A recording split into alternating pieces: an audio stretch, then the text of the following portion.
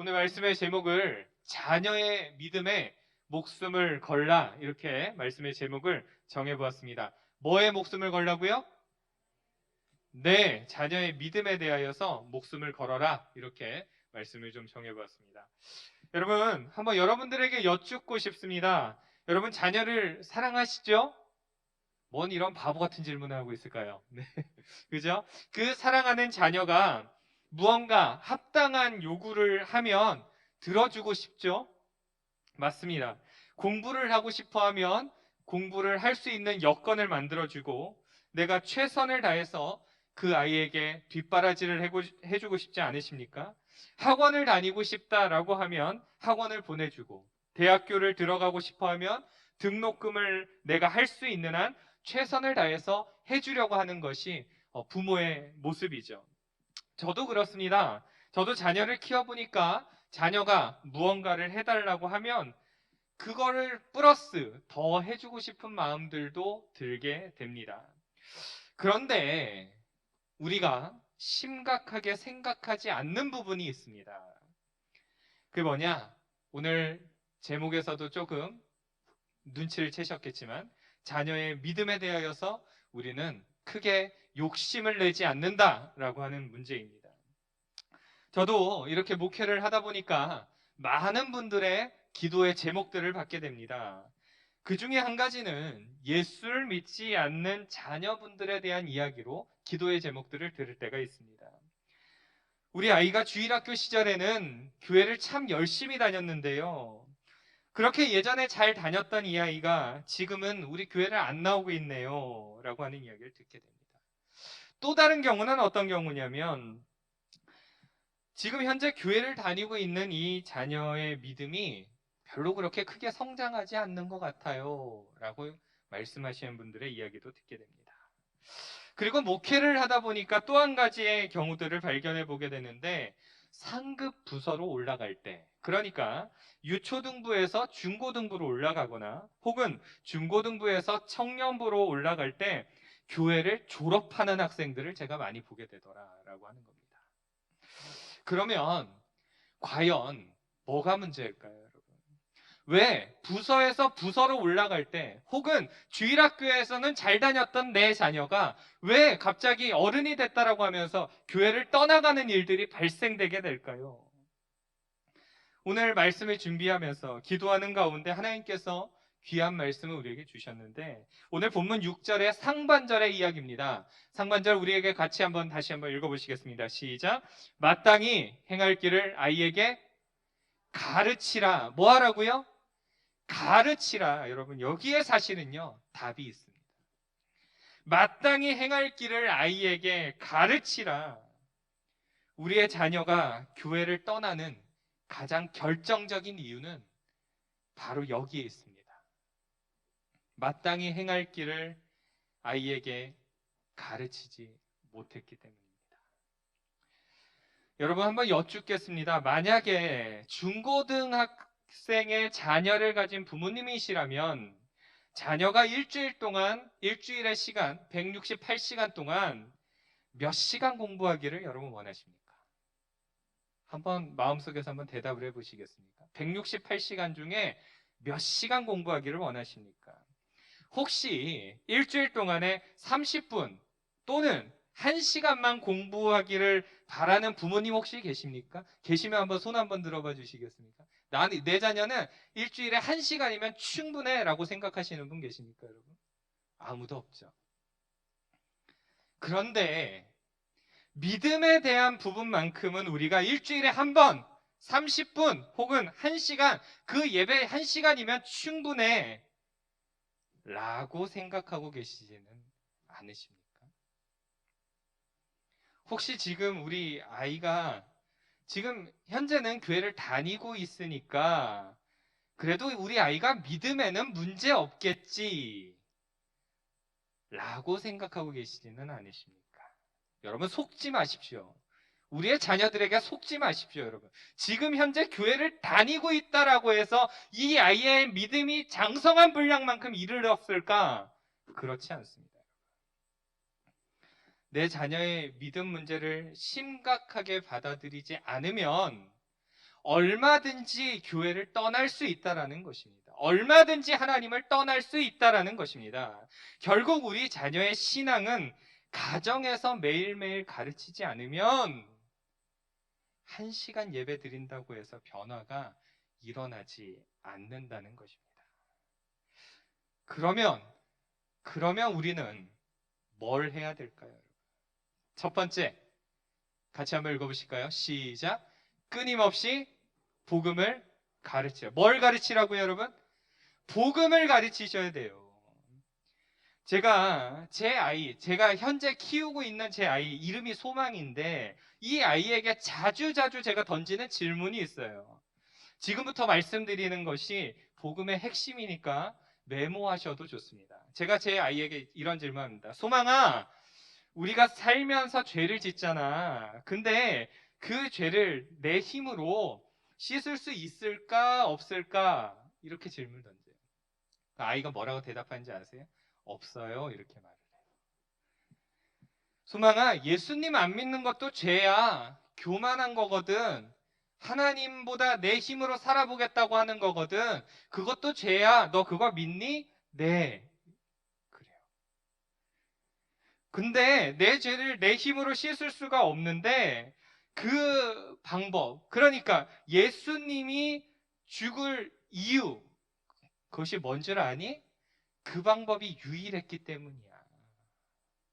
예수님이 십자가에서 죽으시는 그 방법이 유일했기 때문이야. 우리의 죄를 씻기 위해서. 그리고 나서 제가 한 번 더 질문을 던집니다. 너 그 죄를 해결하지 못하면, 그리고 그대로 죽으면 너 어디 가는 줄 알아? 아이가 대답해요. 지옥 가. 지옥은 너 어떤 곳인 줄 아니? 지옥은 영원히 죄값을 치르는 곳이에요. 거기 가면 죽을 수 있을까? 아니요. 지옥에서 나올 수 있을까? 아니요. 그래서 예수님이 내 죄를 대신 치르기 위해서 십자가에서 죽으신 거야. 너 그 예수님 믿기만 하면 지금 죽어도 너 어디 가는 줄 아니? 아, 아빠, 나 천국 가요. 이렇게 얘기를 해요. 여러분, 이 질문을 제가요, 계속해서 던집니다. 생각날 때마다 이 아이에게 이 질문을 던져요. 어떤 날은요, 이 아이가 그래, 아는데 뭘 자꾸 물어봐. 이렇게 질문을 해요. 지겨워. 그만 좀 질문해. 그럼에도 불구하고요, 여러분. 끊임없이 복음을 가르칩니다. 이 아이의 머릿속에 완전히 박혀질 때까지 계속해서 질문합니다. 제가 이렇게 하는 이유가 뭘까요?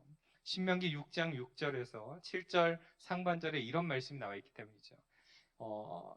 전부 다 쓰셨는데, 자, 가르치며까지만 읽겠습니다. 시작. 오늘 내가 내게 명하는 이 말씀을 너는 마음에 새기고 내 자녀에게 부지런히 가르치며. 아멘. 이 말씀을 보니까요, 여러분, 내 자녀에게 부지런히 가르치라고 하시니까요. 한 번 전하고 끝낼 것이 아니라, 복음에 대하여서 한 번 전하고 그냥 다 됐네 라고 생각할 것이 아니라, 부지런이라는 말이 뭡니까? 끊임없이 반복적으로 가르치라, 이 이야기 아닙니까?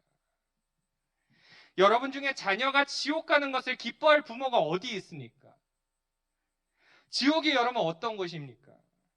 영원한 고통 속에서 죽고 싶어도 죽을 수 없는 곳이 지옥 아닙니까, 여러분?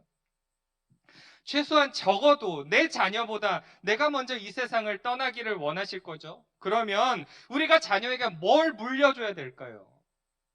복음인 줄로 믿으시길 바랍니다. 복음입니다.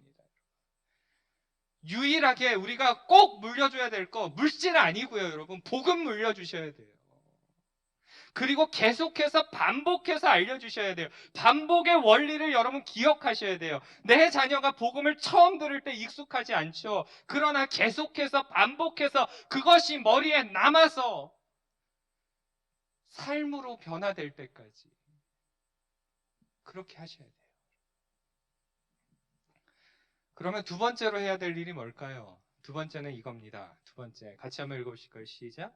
큐티나 가정예배를 드려요. 뭐랑 뭘 드리라고요? 큐티 하시고 또 뭐 하라고요? 가정예배요.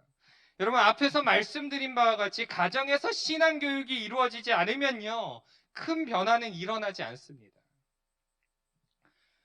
여러분, 맛있는 요리를 드셔본 경험이 있으시죠? 그런데 맛있게 먹으려면요, 요리사의 손이 불편해야 돼요. 그냥 나오는 게 아니고요, 요리사가 불편하게 이것도 하고 저것도 하고 손을 많이 써야 맛있는 음식이 나와요.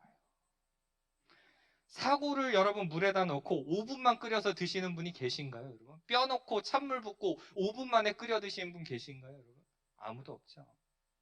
진짜 맛있게 먹으려면 몇 시간을 푹 우려야 비로소 맛있는 요리가 되죠.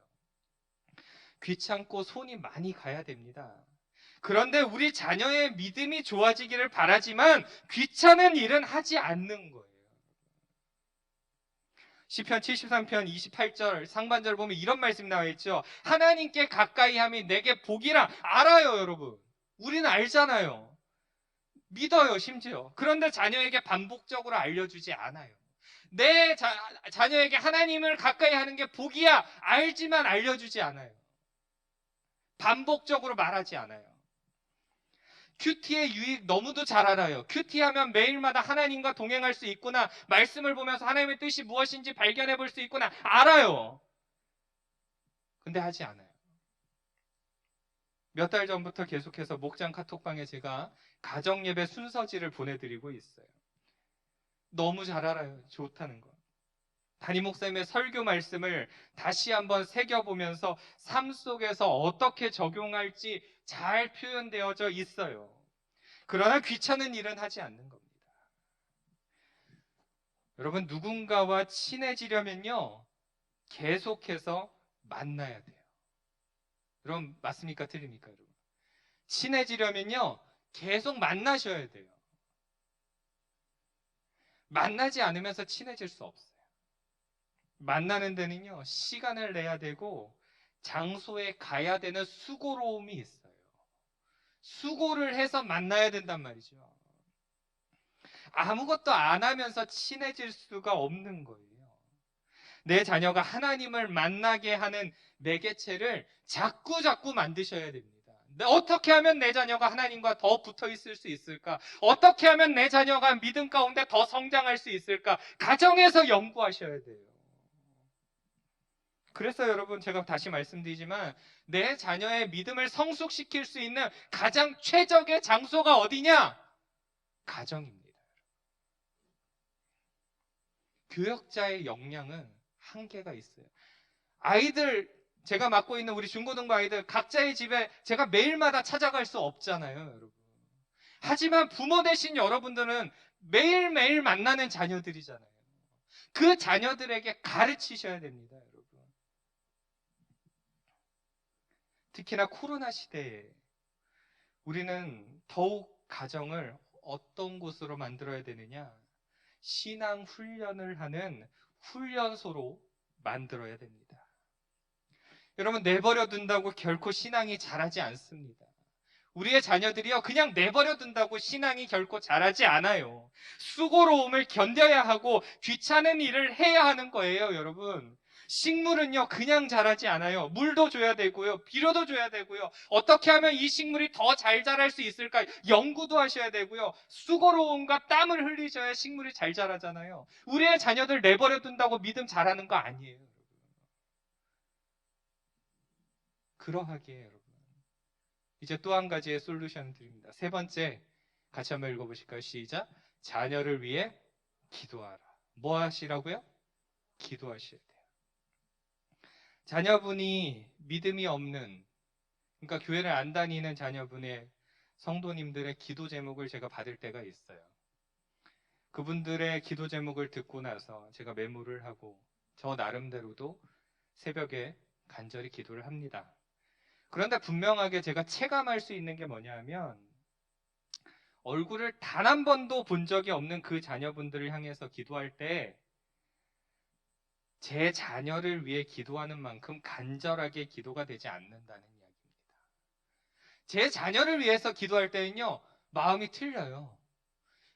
정말 그렇더라고요, 여러분. 간절해지더라고요. 그런데 얼굴 한번 본 적 없는 그분의 기도 제목을 기억하면서 그 얼굴 한번 본 적 없는 그 자녀분을 놓고 제가 기도를 하잖아요. 내 아이만큼 간절해지지 않더라고요. 그러면 누가 기도해야 될까요, 여러분? 누가 기도해야 될까요? 부모된 여러분들이 기도해 주셔야 돼요. 저도 열심히 기도합니다. 기도하겠지만 진짜 간절한 마음으로 기도하실 수 있는 분들이 누구냐? 바로 부모님들이십니다. 그러하기에 여러분, 현재 자녀가 지금 믿음이 없으십니까? 작전을 세우셔야 됩니다. 이제 작전을 알려드립니다. 먼저는 제가 아까 설교 앞부분에서 말씀드린 것처럼 복음을 전하시고 그 다음에 아들아 혹은 딸아 내가 너를 위해서 새벽 기도를 나가야겠다. 혹은 내가 너를 위해서 저녁 기도를 좀 가야겠다. 내가 지금 기도하러 갈 건데 내가 기도하는 유일한 이유는 너가 믿음이 없어서다. 이것을 대놓고 자녀에게 선포하셔야 됩니다. 그리고 기도하러 갈 때마다 이야기하셔야 됩니다. 내가 너를 위해서 기도한다. 적어도 여러분이 기도의 능력을 믿는다면 기도하셔야 됩니다. 손을 놓아버리시면 안 돼요. 포기하시면 안 돼요. 우리의 자녀들 포기하시면 안 돼요. 우리의 시간은 생각보다 많지 않습니다. 여러분들이 만약 생애 끝자락에 서 있다면 안 믿는 내 아들과 딸이 생각나지 않으시겠습니까? 저거 그대로 냅두면 그냥 지옥 갈 텐데 얼마나 가슴 저리고 얼마나 마음 아픈 이야기일까요? 그러하기에 여러분 저하고 이 말씀을 같이 따라해 주시길 바랍니다. 히브리서 11장 1절의 말씀 같이 읽겠습니다. 시작. 믿음은 실상이요 보이지 않는 것들의 증거니. 믿으십니까? 내 자녀가 지금 봤을 때 포기하고 싶을 만큼 쟤는 교회 안 가. 이러십니까, 여러분? 아니요, 여러분. 저 말씀대로 이루어질 줄로 믿습니다. 믿음대로 될 줄로 믿습니다. 우리의 자녀를 포기하지 않고 끝까지 기도하면 이 아이가 다시 주님 앞에 돌아올 줄로 믿습니다. 지금 당장은 그 마음이 바위같이 딱딱하게 보여도 우리의 기도가 그 마음을 녹일 것입니다. 부드러운 마음이 될 것입니다. 믿으시면 아멘 하시기 바랍니다. 그 자녀의 마음이 열리고 하나님 앞에 다시 돌아오게 될 것입니다. 내 자녀가 꿈을 펼칠 수 있도록 고생하며 모든 뒷바라지를 다 해놓고 마지막에 예수 안 믿어서 지옥 가면 그것만큼 가슴 아픈 일이 어디 있을까요? 그러하기에 우리는 철저한 사명감과 강력한 기도로 무장하여서 자녀를 반드시 하나님 앞에 돌아오게 해야 하는 것입니다. 우리의 호흡이 닿는 그날까지 자녀가 믿음으로 살게 만들어야 합니다. 절대로 포기하지 말아야 됩니다. 그렇게 마땅히 행할 길을 가르치면 어떻게 될까요? 오늘 본문 뒷부분의 이야기입니다. 잠언서 22장 6절 후반부 같이 읽겠습니다. 시작. 그리하면 늙어도 그것을 할렐루야 떠나지 아니할 건데 언제까지요? 늙어서 죽을 때까지 하나님을 떠나지 않을 것이다 라고 성경은 말합니다. 우리가 말씀의 제목처럼 자녀의 믿음에 목숨을 걸어야 되는 이유가 바로 여기 있습니다. 내 자녀가 늙어서도 하나님을 떠나지 않아야 되기 때문입니다. 말씀을 정리합니다. 사랑하는 여러분, 우리의 자녀들을 향해서 계속해서 복음을 가르치십시오. 귀찮아도 큐티하시고 가정 예배를 생활하십시오. 그리고 내 호흡이 닿는 그날까지 내 자녀를 위해서 간절히 기도하십시오. 이것이 내 자녀를 향한 가장 큰 선물이 될 것입니다. 이 세상의 것들은 때가 되면 썩어 없어질 거죠. 영원하지 않은 것들입니다. 영원하지 않은 것을 영원할 것처럼 속고 있는 우리의 자녀를 구해내십시오. 그리고 영원한 하나님 나라를 함께 선물로 받을 수 있도록 수고하고 땀을 흘리십시오. 그렇게 나아갈 때 우리의 자녀는 반드시 변화될 줄로 믿습니다. 우리의 자녀는 반드시 하나님 앞에 돌아오게 될 줄로 믿습니다. 그렇게 자녀를 하나님의 뜨거운 사랑으로 감싸 안을 수 있는 저와 여러분 모두가 되어지기를 간절히 소망합니다. 기도하겠습니다.